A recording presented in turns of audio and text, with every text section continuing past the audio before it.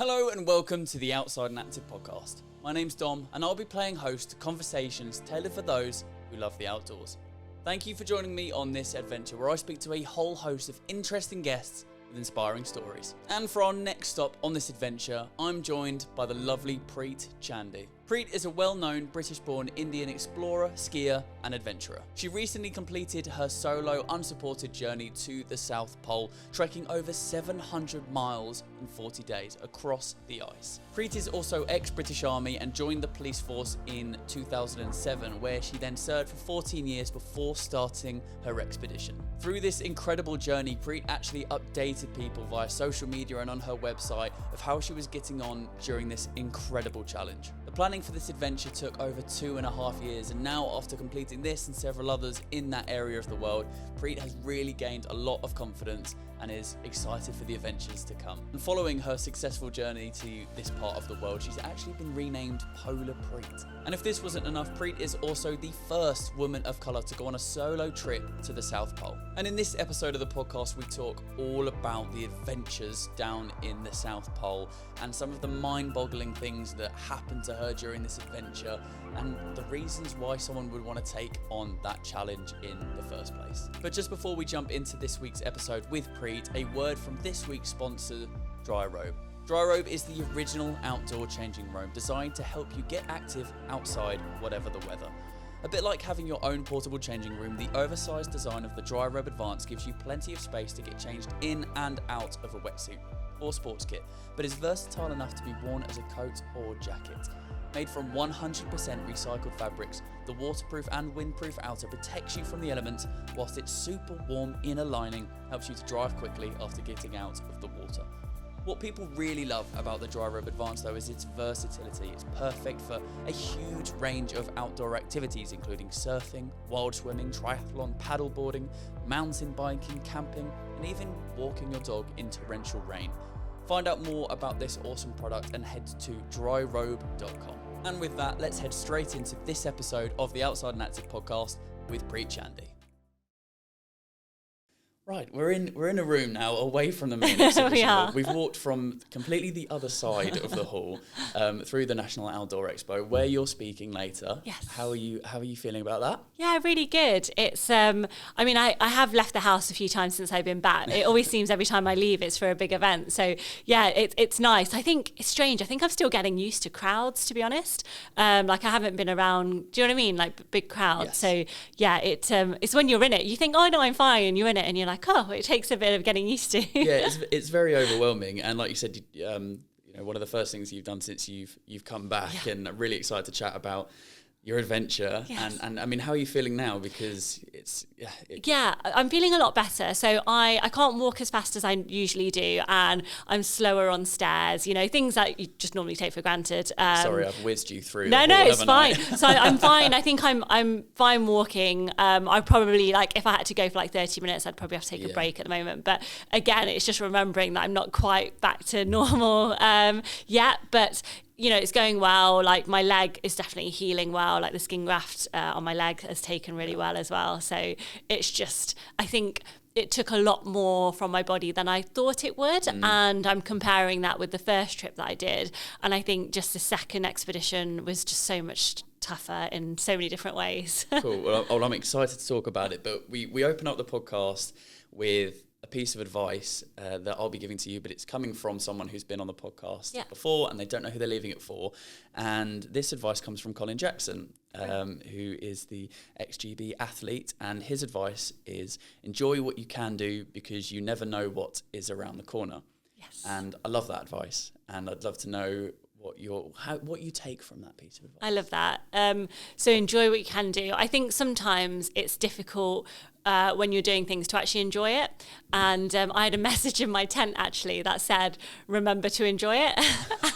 And I have to say, I did roll my eyes quite a lot at that because I found it hard. It was a struggle. But I think there's just so many incredible things that we can do. And sometimes it's important to actually pause and be like, this is pretty amazing. And I don't think we do that often enough. And, you know, while you can, I think 100%, like, do as much as you can, like what you enjoy, what's important to you.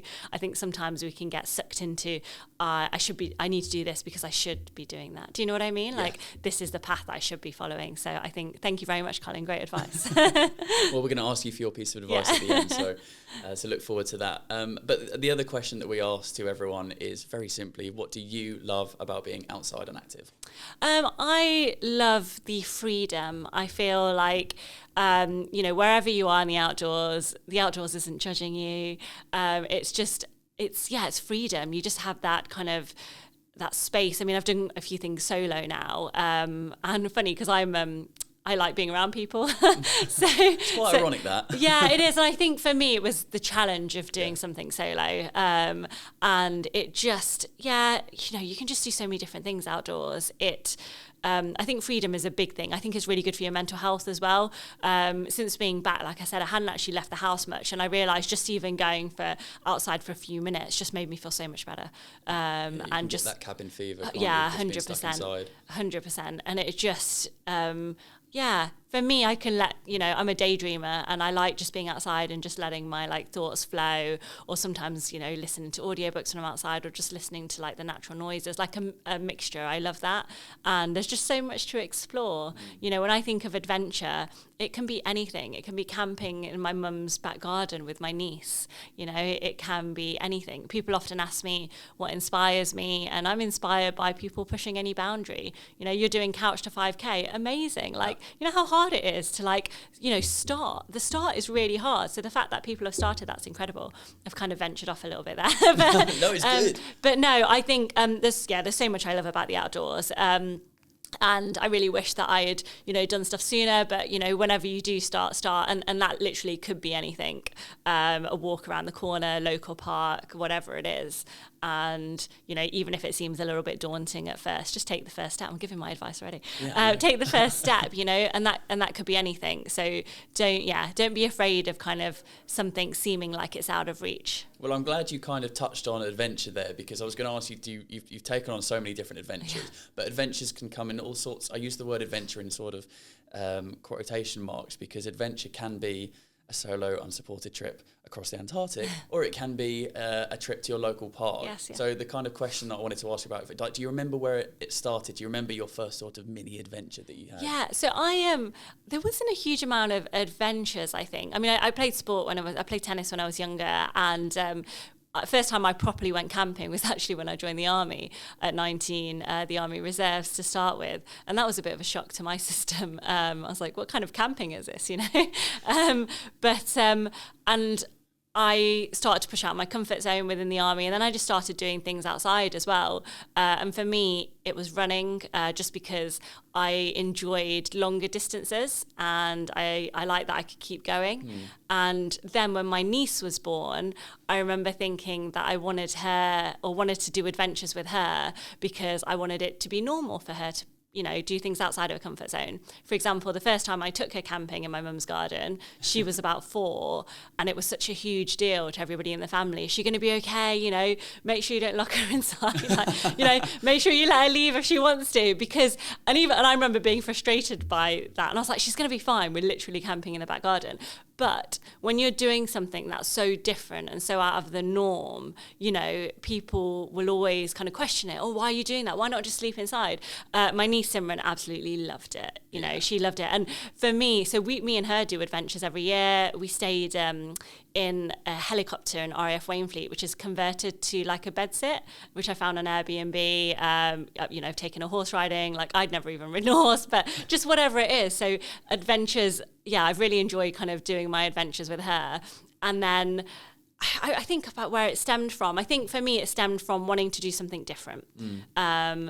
You know, not wanting to do kind of the norm, whatever the norm is. And I think, you know, we can create our own normal, but people have always told me that I should be doing a certain thing. Like, why can't you do the normal thing, Preet? Why can't you be normal, Preet? I get told quite a lot. Well, what does normal mean? Well, exactly. I think we create our own normal, which is an amazing thing, right? So normal can be anything. And I think for me, it was really important to kind of, for my niece to know that, because I figured as well, if she starts doing these things when she's younger, it is just normal, you know, it doesn't have to be such a huge thing. And imagine if you're pushing those comfort zones when you're younger, like imagine how big that comfort zone grows. And for me, that's really exciting. Yeah, I mean, I can take, even from the first sort of 10 minutes of having a chat, a lot of what you're talking about is breaking boundaries, trying something that you've not done before, exploring different things, testing yourself as well. And obviously that's a massive part of going on these massive adventures. What is it that made you think, oh, where are my boundaries, and why do you want to try and find those areas? I think the reason I wanted to find it was because I was told so often that I shouldn't be doing those things. I was a rebellious one. Like, even when I joined the Army Reserves, I didn't tell anybody in my family. Really? When I did tell them, I was shit scared. Sorry. That's fine. I told them afterwards, and there were certain people who weren't very happy. I joined as a private soldier. When I eventually became an officer in the Army Reserves, I didn't invite anyone to my passing out parade. It wasn't until I joined the regular army that I did. They were proud of kind of what I'd achieved and accomplished in the army. But again, when you're doing something that's different to what's expected, and people will say the outdoors is for everyone, but if you come from a community where not only is it not encouraged but sometimes discouraged, because well, why do you want to do that? Why can't you just do whatever again this normal thing is? So that's where it started for me. It was more about I want to push myself, definitely. I enjoy pushing myself physically and mentally, but what all these things people have said to me, you shouldn't be doing that, or you can't do that. What can I do? And it's when I reached the South Pole for the first time, it was just unbelievable. I was like, wow, loads of people told me I couldn't do this. And I got here and it was almost like uncovering a little secret. Like, this is possible for someone like me. And, I would need to go back and tell people that we can do this. And, forget Antarctica, but whatever it is for you, whether it's art, science, adventure, sport, it could be literally anything. And you don't have to come from a certain background. You don't have to come from a certain world. You can know nothing about it, and I genuinely didn't know anything about it. It's okay. You don't have to fit a certain mold. And that was important for me. The adventure part almost came afterwards. It was, I was like, I want to do something big that's going to push me. I say it came afterwards, all these adventures we talk about, they're adventures in themselves, right? Which I love doing with my niece. And I think, maybe that's where it started. When she was one, I was like, I wanted to do a bit more, because I saw this young girl, when she was little, and thinking like, we can go and do anything. And I remember her going to the climbing up to a big slide, and then she'd and no one else is allowed on our adventure, so it's just me and her. And she'd look at me and it's quite a big slide now, I've got here, and I was like, well, we can go down this way, and then she'll just go and do it. And I just didn't want, the reason it's just me and her on these adventures is I didn't want anyone else there being like, oh, are you going to be okay? Are you? I see what you mean, yeah. And I just, like I said, I wanted it to be normal for her to push out her comfort zone. And that slide was out of her comfort zone. But you know what? She did it. And she was a little bit scared. And at the end, I was like, how was that? Actually, it was okay. And such a good lesson to learn at a young age as well. Just you're actually able to achieve a lot more than you maybe think that you are. 100%. And those boundaries, they come in so many different forms. My mum had an arranged marriage when she was 17, and I remember her getting a divorce was such a huge thing in the community. Their boundaries I didn't even have to think about, so they can, boundaries are different things for different people. Yeah. And I think a lot of people now will come up to me and say, my adventure, first thing they will say is, oh, mine's nowhere near as big as yours. And I'm like, well, no, don't compare that. It took me years to get here as well. And that is an adventure. They're huge adventures. Go back to that couch to 5K. Yeah. Man, to get off, to start is really hard. So that's amazing. And I don't think we should diminish that or make them seem smaller than they are, because I think they're incredible. Completely agree. You've used the phrase, or you've said someone like me a few times. For someone listening, it might be thinking, I don't know what you mean. Yeah. Give some context behind what you mean.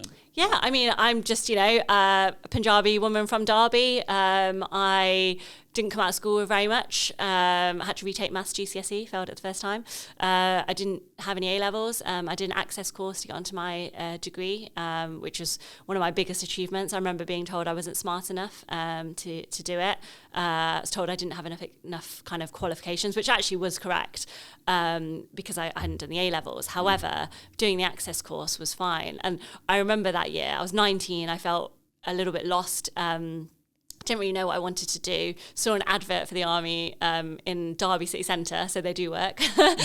Signed up. You know, I got a job at Burger King to like make sure I had, you know, could earn money. I started volunteering around the hospital, like the local Derby hospital, going around with a trolley because I just wanted to get as much experience as possible. And to be honest, I was super nervous and I thought I'm not going to get into uni. And I just, you know, I shadowed so many like physios in different areas.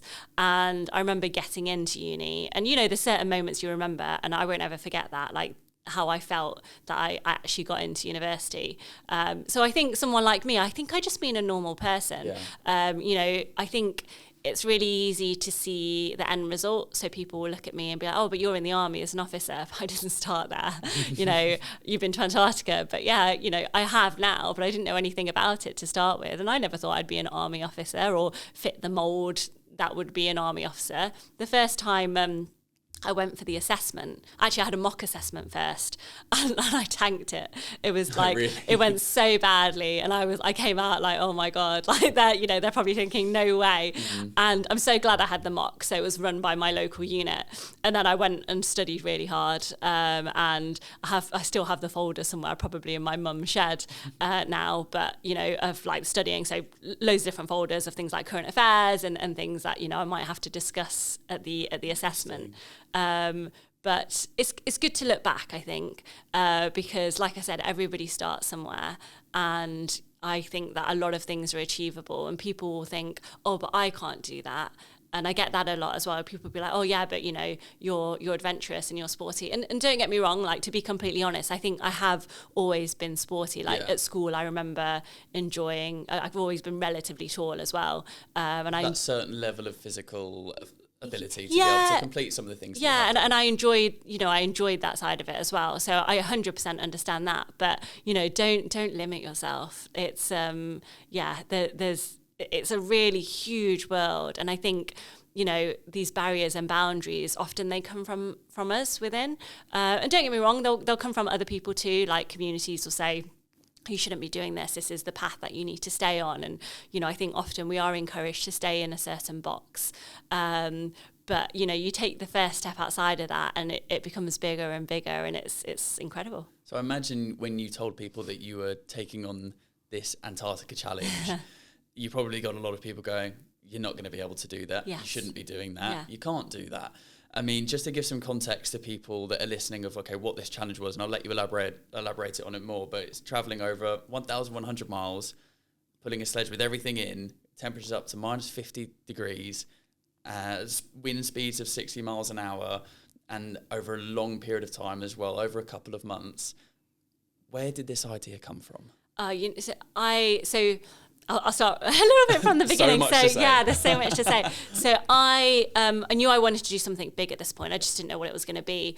And I'd entered Marathon des Sables, which is this ultra marathon in the desert, and which is kind of over 7 days. And I had read about this in a Secret Santa book somebody had given me, the title was something along the lines of like toughest challenges. And I remember when I saw it, and I thought, God, that sounds insane. And, you know, a few years later, I was like, right, I'm going to enter this. And in my mind, I thought, if I can do this, I can do anything. And I think the reason I thought that is because, you know, rewind those few years back, when I first saw it, I was like, that seems impossible. Mm. So if something once that seemed impossible to me, if I can do that, I can do whatever, you know. And I was ready to kind of train for this. You enter like a year before. I then ended up going on operational tour with the military. So I was in South Sudan for 6 months and had some time off. Anyway, got a little bit injured on the way back, so didn't manage to train the way I was supposed to. But, you know, I went to the event, got my kit and stuff a week before, and I entered on my own. But you're never alone there. Like you're... people have said it's a great atmosphere. It really is. And, you know, I was in a tent with a few of the people who I'm still in touch with today. And you know, we all completed it, and it was great. And it was before that somebody had mentioned Antarctica to me. And straight away I thought, not a chance. Don't know anything about it. I tried skiing. I was called Bambi. I was terrible, you know, like genuinely terrible. And but it stuck in my mind because I thought, well, how amazing would it be to go and do something you don't know much about? You know, like I said, we all start somewhere. So I did. I started on Google. Antarctic expeditions. It wasn't that long before I found Antarctic Logistics and Expeditions and emailed them. I remember one of the first bits of paperwork Steve Jones sent me, who's the expedition manager for them, and it said, have you been on a glacier? Have you been ice climbing? And there was loads of other questions that I couldn't answer yes to because I didn't have that much experience. So then I last minute got a flight to Iceland, booked just with a company, rented out a car, drove along and went ice climbing and walked on a glacier and came back and filled the form out because then I could, I have done it now. Well, yeah, I just wanted to write yes for something. Yeah. And came back, created Polar Preet, the website, which my partner created, who works in IT and, did that for me. And I just decided that I wanted do a crossing of Antarctica. Like I looked into it, found out information, trained, and it was hard. Like I had this crazy idea. I couldn't get kind of leave. So I during all of my annual leave, I trained. I did a big trip to Greenland where I used my life savings to go. Coming back from the first trip to the South Pole, I was in a lot of debt for quite a few months. Luckily, the second trip that I did, I had a lot more sponsors come on board and I didn't have to come back in debt. But I did take unpaid leave from work to do it as well. So it was difficult to get there. This is over 2.5 years. Yes, yeah. Sorry. So I wanted to do this crossing of Antarctica. I did some training, I went to Norway, Greenland, and I put my application into this logistics company. They rejected the application because I still didn't have enough experience. That's why I did the first one. So I did phase 1, which was 700 miles solo to the South Pole, basically. As you do. Yeah, to get the experience to do phase 2, and then my application was approved. My aim was to do the crossing, so solo unsupported crossing. Really struggled year 2, the second year. So the first one, my sled was I think about 87 kilograms. 700 miles to the pole took me 40 days. The second trip, that 700 miles took me 56 days. And my sled weighed 120 kilograms. So yes, it was a lot heavier, but the just conditions were a lot harder. Everything was tougher about it. And because I was so far behind mentally, I think I always knew that I don't have enough time. So when I got to the South Pole, I mean, for me, I was like, I can't stop. I'm going to keep going. Yeah. But I was still 100 miles short of my goal. So actually, I got to 922 miles in 70 days, which is where I was picked up. And that was difficult because I didn't reach the goal of what I was supposed to do. So it still kind of was the longest solo unsupported one-way ski expedition. But in my mind, bearing in mind I'm on the ice on my own, you get in your own head, I felt like I'd failed. That's so interesting how, I mean, relatively, we were talking about how, adventure can be anything, and it can be a couch to 5K, it can be this, the Marathon des Sables, complete different ends of a spectrum. And most people would look at going, well, okay, maybe you didn't achieve the exact goal you wanted, but come on, look at what you did. But in your head, and especially when you've been in your own head, like you said, for so long, did you see it as a failure then? 100%, yeah. And it's the isolation. And I think what was hard is that was in my head so much of the way. I mean, 16 more days it took me to get to the pole. Do you know what I mean? Comparing first year to second year. And obviously I hadn't thought it would. I thought 10 days maybe max because of the extra weight I'm carrying. But that's a lot longer. So I always knew that I was behind time. And I was pushing it like anything. The first to the pole, I was doing 13 to 15 hour days, sleeping 4 to 5 hours. Everything was quick, like get in my tent, quick checking core because I need to melt snow, get to sleep as quickly as I can to do the same the next day. After the pole, obviously I don't have much time left, started doing 24-hour days. So I would ski with my sled for 24 hours before I stopped.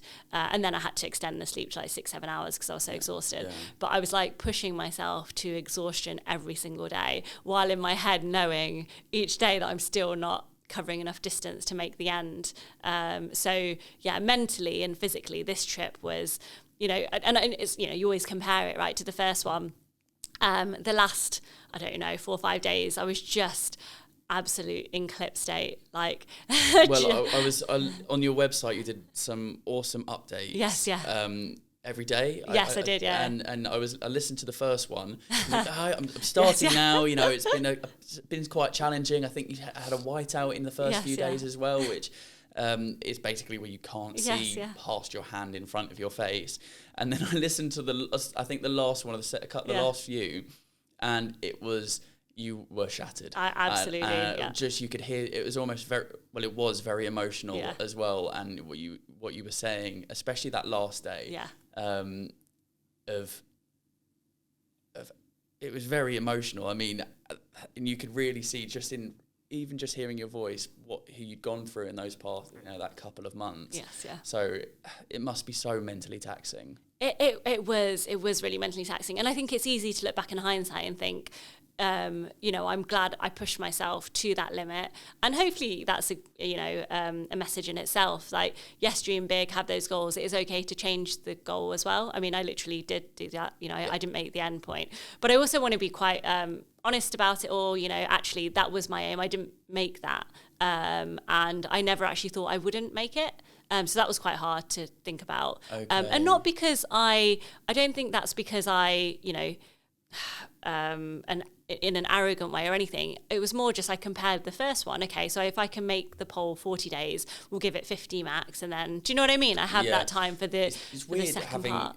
Obviously the first time was, you had that, it was a great way to, it was just an experience in a way to train yourself, but almost in a way it was part of your downfall in the second one because you had that comparison to I'm behind. Yeah, and also so the second one, so it'd been so windy in kind of the off season that some of the containers, or one of the containers at the logistics their camp had even blown over, and I don't know how heavy, but they're huge, so you almost knew that the sastrugi was going to be worse. So the sastrugi are the wind-shaped ridges, and they were there in some of the sections that I didn't expect on phase one. And then when they weren't there was soft snow. So the conditions of the season were just harder. Now, soft snow with 120 kilogram pork is a bit of a nightmare. It just made it feel so much harder and so much dragged so much more. And then even after the pole, I remember people saying to me, I think it gets a bit easier that side. But again, the conditions have been easier. Been difficult, that actually they weren't. The sastrugi was unreal. Like, these snow walls were like double my height. So then I'd have to get over them, drag the sled, but then there was more sastrugi. Do you know what I mean? It wasn't flat. So it was Things tough. That you really don't want on top of just the movement each day. I mean, did you have a sort of routine of, I'm going to give myself this much, I'm going to go at this time, and then I'm going to have food at this time, and then, almost mental checkpoints to keep you going? So I suppose you need to find motivation from within yourself as well. Yeah, so I would ski hour and a half, take a 10-minute break and have some food and fluids, and then keep going, and then keep doing that. It might have been the last week or so, or even after the pole, I just slowed down a lot. Probably the last week I was going pretty slowly. On the map, I don't think you can tell that much, but I was doing 24, that's the distance I was covering in literally 24 hours. The space between the voice notes got smaller. Yes, it did. But I was just doing really, really long days. I wasn't going quicker.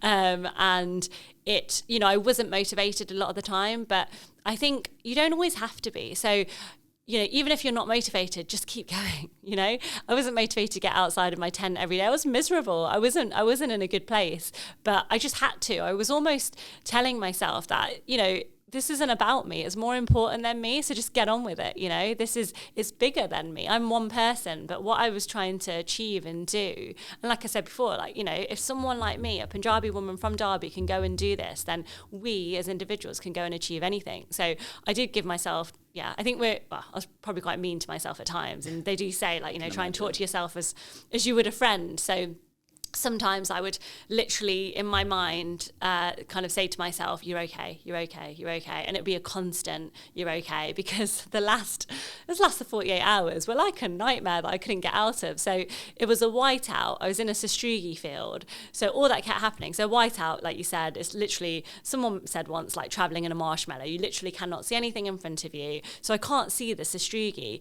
So I would just go into it and I'd fall over.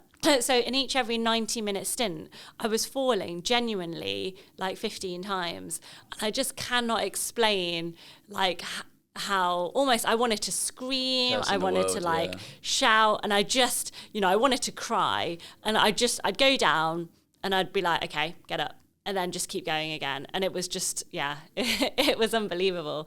I mean, just to emphasize the element of it being solo, unsupported, because people would listen and maybe think, oh yeah, I'm sure there's someone driving along next to us with a sled next to them, you know, dropping some food off and some warm stuff. This is obviously you have tracking and there are safety precautions. Yes, of course, I imagine. Yeah. But you are genuinely on your own. Yeah, you are on your own. So I did actually. So there's different points that I saw people, like at the South Pole, for example. You know, you see people there. But yeah, day to day, you're literally on your own. So there's you know, you pick where you want to camp for the night. You just keep going. Like I was listening to audiobooks, so they're the voices that I had with me, and then obviously my own great company. but yeah, it's a GPS tracker. So I had a satellite phone, and I would check in with the logistics company every day at 9:30 p.m. So that was my check-in time, just to tell them my GPS location and, you know, that I'm okay basically as well. With a thumbs up. Yeah, I'm doing okay. But yeah, you are kind of physically out there on your own, and But you were providing updates well, there were updates on social media, but it wasn't just it's another day, you know, ready to go again. You were showing the ups and downs of it as well. Yeah, and I think that, again, is important for me. You know, I never wanted to be like, oh, I've done this, but, you know, I'm amazing, I can do this. Like, it wasn't about that. It was, you know, actually it's really hard today, I'm finding it tough. And I wanted to talk about different things on the blog. So I wanted to talk about, you know, menstrual health and periods. I wanted to talk about, you know, mental health as well. Just make it as broad as possible. And, you know, I ran the school competition, which was so close to my heart, you know, like being able to take the logos of the winners with me, and I had their stickers on my sled on one side, was really important. So the blogs were for me as well, you know, it was like my connection to the outside, and it was so heartwarming to see comments when I got back. So for me, I was just leaving a voicemail. So I don't update the social media. So my sister-in-law did the social media, my partner did the website, so I don't see any of that. For me, it was just a voicemail. So I leave that on my satellite phone. And, you know, thank the people that helped me along the way. And yeah, the blog is pretty special to me. Do you adapt to the cold? Because it was a funny thing on that tracker section of your website. It's minus 33. Feels like minus 50, which always makes me laugh. Is it minus 33 or is it minus 50? Which one? But do you adapt to that quite quickly? Or so yes, at the start I feel like I did, but with both expeditions, I've gone past a point where I struggle to get warm again. And I think that's just because I've lost fat and muscle. And I had the same this time. But also, at the start and the end of the season, the weather is a little bit more unpredictable, and it gets colder, and when, you know, whereas the mid, and I'm talking kind of generally, you know, I've only done 2 seasons in Antarctica, but I did find that. So at the start, we had pretty bad weather, like, you know, it was a bit of a storm. I got a bit of a weather warning. And at the end as well, I was like, it was hard to tell at the end, because I was thinking it's freezing, but I'd also lost like 20 kilograms at that point. So it was a hard, like, to check, you know, was it just, but, you know, if I think back now, I'm like, no, the conditions were that hard, especially the Sastrugian. I remember that, you know, I did almost like think to myself, is it just me? Like, am I just hanging out that much that I'm finding it this hard? But no, the conditions really were that difficult. And I can compare that to the first trip. And if I compare the first trip now, you know, it was okay. It's funny, isn't it? Walk in the park. Well, like, in comparison, it really was, you know, 700 miles, 40 days. But, you know, there was no point that I questioned, can I keep going? Never. Like, and I hallucinated on the first one because I didn't sleep. I didn't sleep for, I can't remember what I pushed it now. I think I did like, I don't know, maybe did like 40 hours in a row. I did something silly, like a lot. Like I skipped sleep for a day. Maybe it was 30, something like that. And I genuinely hallucinated. Like, you know, I saw a little old lady. I had a dog.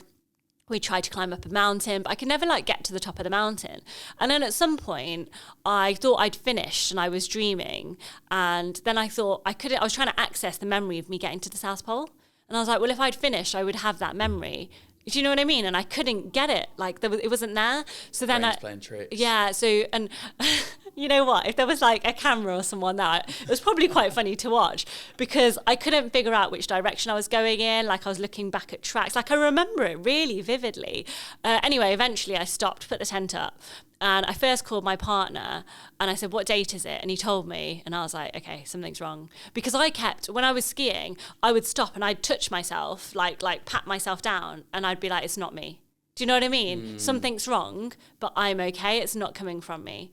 That's so interesting. So I imagine you can't, unless you experience it, it's difficult to kind of understand if you're going through hallucinations and checking yourself as well, especially when you have 24 hours a day with your own thoughts, pretty much. Yeah, it was, and then it was only, so I think if I was with somebody else, they would have clocked it, because it was only as soon as I spoke to my partner Dave, that I was like, oh no, it's me. And then I called the logistics company and they were like, yeah, you need to leave, clearly. And then actually they made me check in, and then this is the first trip, they then made me check in, I can't remember, I think it was like every 2 hours for safety reasons, which is fair enough, before I then got to the pole. But to be honest, after I'd slept, I was okay, I was fine, but that next day I was really slow, and I think I'd exhausted myself. Like, I was going at a really slow pace. Like, I was so close to the pole then. So this time I didn't hallucinate, because I knew that I couldn't go past. I think the max, I might have gone close to 30 hours, but I knew I couldn't go past that, because then I would probably start hallucinating. But even comparing the two, with the hallucination in the first one, no, so much easier. A really ignorant or childish question. No. When you get to the South Pole, how do you know? What's there? Yeah, there's loads there. So you see stuff that's man-made, like, really quickly, because going, like, as you're skiing normally day to day, you can't really see anything on the horizon. Have you got like a compass in front of you? Yes. So I literally have a compass on a compass mount in front of me the whole time, because otherwise it'd be so easy to veer off. Veer off direction. And then I check my bearings, so the direction of my travel, on my GPS each evening, just to double check that it's still this, I haven't veered off slightly or anything. And then as you're approaching the South Pole, if you've got good visibility, you see like the weather station, there's like a logistics camp, there's a big research centre, there's loads there. There's so much there, more there than you think. So there's no... you couldn't go past it. And then having days, weeks when you're not interacting with people for longer than I'm fine. Yeah. What was your thought process and feeling, knowing that it was coming up to the end, this fourth stand, especially in the second one, and that you were coming back into civilization? So when I saw the Twin Otter, the plane, probably I was either like 4 or 5 hours out, and I could see a dot, and I knew that was it. Frustratingly, there was still a bit of an incline with a lot of sastrugi in that area. So I saw it, and I was like, right, it's there now. That day was horrible. It'd mostly been a whiteout or cloudy, and then it just started to clear up, saw the plane, and that 4 or 5 hours were like the longest 4 or 5 hours in my life. It was just unbelievable. Like, I was flagging so hard. And I remember I stopped 20 minutes away, got my GPS out to check how far it was, and it was 0.2 nautical miles. And I was like, because it was just taking so long for me to get there. And even though it looked like it was getting close, do you know what I mean? I was like, how far away is it? Like, it's just taking so long. And then I felt pure relief. That's what I felt. I didn't feel proud. I just felt relief that it was over. I was, and Rob Smith. So there were 3 people there to pick me up, and they had their tents up. They'd been there for a few days waiting for me. And Rob Smith, who's one of the ALE guides, was there, and I absolutely bawled my eyes out. Like, gave him a hug. Yeah, I was just... And I just remember saying it was so hard. I was crying and just like, it was so hard, and it was pretty emotional. And like, again, the first trip, I didn't cry once. Really? Yeah. And that's because I'm not against that if you're feeling down, sure. But I also think sometimes there's a time and a place. And if it's not going to help me, why do it? For you in that situation? For me in that situation, it wasn't going to help me, and I needed to just get going. I was pushing myself. So there were times where, like, my eyes would well up. My eyes would well up, but I didn't cry. The second trip, I don't even know how many times I cried. Genuinely. The waterworks with the floods. So opened. Like I think the first time I was about 83 degrees in, which would have been 5, 10, like 15-ish days in. there was a lot of sastrugi. My pulk flipped over. So still weighs, I don't know, like 110-ish kilos or whatever. And so then I had to go back. And it's hard to go back with your skis and all, try to flip it back over, check the fuel. Fuel leaks, game over.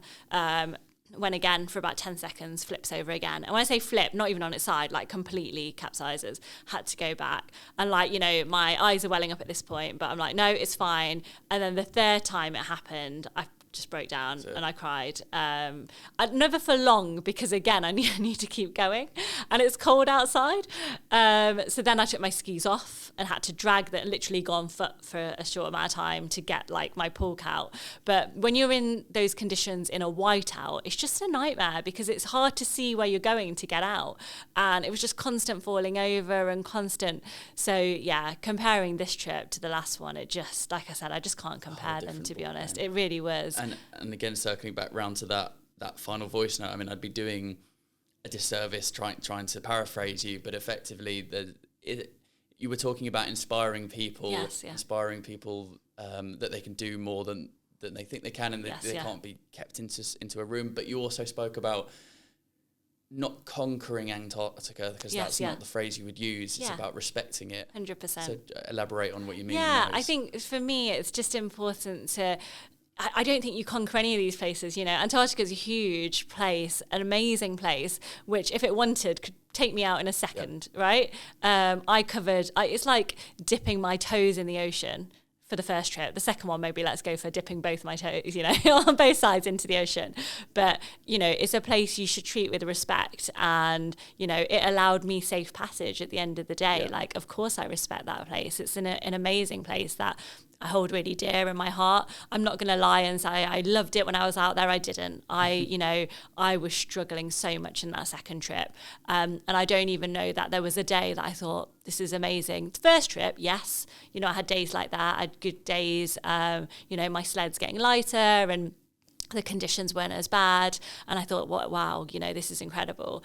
I struggled to get to that point in the second trip. But still, you know, you're still in this amazing place and you still treat it with respect. And I think that's the same wherever you go in the world. I don't think anyone should, I don't know, is it arrogance to say you'd conquer a place like that? You know, I don't think it's... the way that you explain it makes complete sense. Yeah, and I'm trying to think where it originally came from. So, I don't think it's a word I'd ever use anyway, but I remember Louis Rudd, who, you know, has done loads of expeditions in Antarctica and helped me loads, had mentioned that Henry Worsley, who sadly passed away a few years ago, I think had told him that, you know, it's not a word you should ever use with Antarctica. And it was somebody else that had told Henry that, you know, you should. And I love that. I love that it's come because I wasn't part of this polar world up until a few years ago. And it's such an amazing community. And, you know, there are so many people that, you know, for example, Henry, who sadly passed away, helped me. Which is really powerful. It's so you're part of that, passing it along again, and you're part of that community, and anyone else who wants to take 100%. on challenges like that. 100%. Like there's, you know, the polar. There's been a lot of barriers on the long way for sure, but the polar community have been amazing. You know, I came from literally knowing nothing. Yeah. So, and you know, it's not the biggest community, which is really great because when I went to the Union Glacier camp, which is where the ALE base is, there's like so many faces that I recognise and you know, when I finished. And I went into the cookhouse. I think they usually clap when people come in from trips, but I was like one of the last people in. And, you know, it's the first time I saw so many people at once. And I came in and I was in clip, you know, my face is in clip. I had a lot of neck pain, so my head was down. Yeah. I was hobbling in and, you know, everyone clapped. And again, you know, I was very emotional just seeing everyone. And, you know, they were like, we were there with you every step of the way because they're getting updates about me as well. Yeah. And it just, you know, and it really felt like they were with me each step of the way. And like you said, it's taken its toll on you mentally, but also physically. And you're still recovering, like we spoke about at the beginning. I mean, the operation that you had, the skin graft, what happened? Yeah, so there's a condition called polar thigh. So I think polar thigh because it's commonly you get within the thighs. And I've heard a mixture of things that, you know, it could be kind of abrasion and then you're in you get it in in polar environments after like long journeys. For me personally, it's where the wind was hitting me. I got it on my calf. It was just above my ski boot and just below my polar skirt. So like where I had that extra layer. I mean, don't get me wrong, I still had 3 layers of clothing there, but it was that one section, like none of my clothing's tight. And it was that one bit where the wind was hitting me for a few weeks. Now, annoyingly, I didn't realise what it was straight away. So it looked like a bruise. Now, bearing in mind, I was falling a lot and I thought it was a bruise. So, you know, I checked my legs every day, and I did actually get a bit of polar thigh on my inner thigh as well, but I knew what that was and I treated it appropriately. And, you know, that was absolutely fine. Now, this big area on my calf started to get bigger, started to scab, and then I was like, oh no, you know, I know what it is. So then I started to put steroid cream on, and but then it broke, like the skin started to break. So then I put kind of the appropriate dressing on, Granuflex, and I left that on. This all happened, I was only like 5 weeks into the trip. I was going to say, how long? Yeah, wow. So then I covered it, and with ALE, I spoke to a doctor every Monday, and they're great. You know, it's called Medic Mondays, and basically talk about any injuries I've got, anything I'm worried about. So, you know, I spoke to the doc. They were like, yeah, if it breaks, you need to put Granuflex on. So I put the dressing on, and I did ask, you know, should I remove it and put another one? They said, no, you know, you don't want to kind of create any more damage there to the skin. So then that dressing was on until the end. And it was painful, but I'll be honest, my neck was more painful. So I had... What is that? What is that? Just from the position that you're moving in? So from probably about day 5, I started getting neck pain, and I'm looking down at my compass. I'm pulling a very heavy sled in quite tough conditions. So that got really bad, actually, to the point where I couldn't ski for longer than a minute without, I'd put my poles out and passively like lift my neck up so that it wasn't that painful. Obviously, I only had a certain amount of pain relief, so I rationed my pain relief to get to the pole. And then I had 1 tablet left, 1 codeine tablet, that was going to be my emergency tablet to use in the next 14 days. And I ended up taking that on that last 40 hours. So I think it was like right, because I was struggling a lot. That'll help. But yeah, I kept it in my pocket and like my top zip pocket to have like during the day. But it was only for like the emergency, and even on days where I was struggling. So yeah, the calf was painful, but the neck was more painful. So Lots of painful things. Yes, lots of painful things, and you're still recovering from bits and pieces, like you said about. I've had surgery now, and everyone's been great. So basically, skin was taken from my upper left thigh, and that's been put onto my calf. So it's a skin graft, and it's all taken really well. I'll probably have those scars for life, but you know, it's just things that exactly it's part. Yeah, it is. It's part of me now. So, bringing it back round, is there unfinished business there? / what's next for you that you can talk about? Yeah. What's the next adventure? So I don't know that there is unfinished business, and I think maybe that's because if I think about what I wanted to do before I even thought of Antarctica, it was to push my boundaries, push me to my limits, you know, to inspire other people to do the same. And I think I did that. You know, Antarctica I didn't grow up thinking I want to do this big trip in Antarctica. I didn't know anything about it. Antarctica was after. I want to push my boundaries. How am I going to do that? And then I thought of Antarctica. Yeah. So I don't know that there is unfinished business there. I don't get me wrong. I 100% think I would go back. Like, an amazing place to be. You know, it really is. And just the people in the community that go down there as well. It really is incredible. In terms of what's next, well, I do have a full-time job in the army, so I will have to go. Yeah, I do have to go back to that. And I think it's funny when people ask me that, because I think people think I'm a full-time adventurer, and for me, it's something I do part-time. You know, I have a full-time job. I had like training while doing it, especially doing one after the other, was hard work. I'm training around work times. I'm taking all of my leave to train. I took unpaid leave from work to do the expedition. That in itself is a big step. Aside from that time you were on the ice in Antarctica and snow, that's a massive portion of your life. It is. And like, don't get me wrong, I'm super grateful that I could take that leave, but I can't keep doing that over and over again. So I think for me, it's just figuring out what's next in terms of I will do an adventure, but in terms of work and everything else and how I can manage it all, because I don't want to do what I've done for the last 2 trips, trying to manage all of it. And after the first trip, which was nowhere, for me personally, was nowhere near as hard as the second one, I struggled after the first trip. Coming back, I did 4 months of school talks organised by the Army, 4 or 5 talks a day, week in like different regions of the UK, Northwest, Northeast, Midlands, and I was exhausted. Bearing in mind I'd come back in debt as well. It was, and then that finished on the Friday, or I managed to get it to cut short, finish on the Wednesday, and then I started my next Army role on the Monday, so then I had to move location and everything. And then within all that full-time job, I was also planning and trying to raise money for the second trip and train for the second trip. So I learned a bit of a rest. I learned a lot from that first one. And obviously it's not great having an injury, but it's almost been helpful because I've had to rest. So I think that's helped me a lot. Yeah, well, I think what you were saying earlier about wanting to break boundaries and inspire people, I mean the fact that you're here speaking and talking about all of these things is an example of you have achieved that, and it's an incredible adventure, and I think it's an amazing thing. So, I mean, thank you for coming here and chatting about it, and good luck for whatever, for the rest of your recovery, but also what you do eventually choose next. Because I've spoken to lots of people that take on adventures and marathons and stuff like that, and there's always something ticking going. There'll be something else. So there will be, but thank you for chatting to us. And there's only one thing left to ask you. I offered you a piece of advice at the beginning from Colin, and it's time now for you to leave a piece of advice for someone coming on the podcast. Yes. The piece of advice I want to leave is, I'll probably go into a few different things, but don't limit yourself. Don't let anybody ever tell you that you cannot achieve something. I can expand, but I go off on tangents. I don't know if you want me to continue. No, I like that. I think that's a great way to finish. Yeah. I look forward to passing that along. Preet, thank you so much. Thank you very much.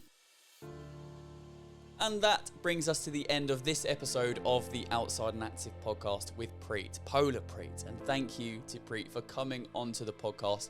A really interesting chat about an incredible adventure, and looking forward to seeing what comes in the future from Preet. I know that she has some awesome things planned. And thank you to you for listening to this episode of the podcast. Please share it with someone if you think they'd enjoy it just as much as you. Let's grow this Outside and Active community. And you can watch all of the back catalogue of the episodes or listen to them, download them now by heading to YouTube or outsideandactive.com and just listening to the amazing guests that we've had on the podcast. And we'll have another one next week. Don't forget in that time to check out Dry Robe, the sponsor of this episode, at dryrobe.com. But until that time, enjoy the outdoors.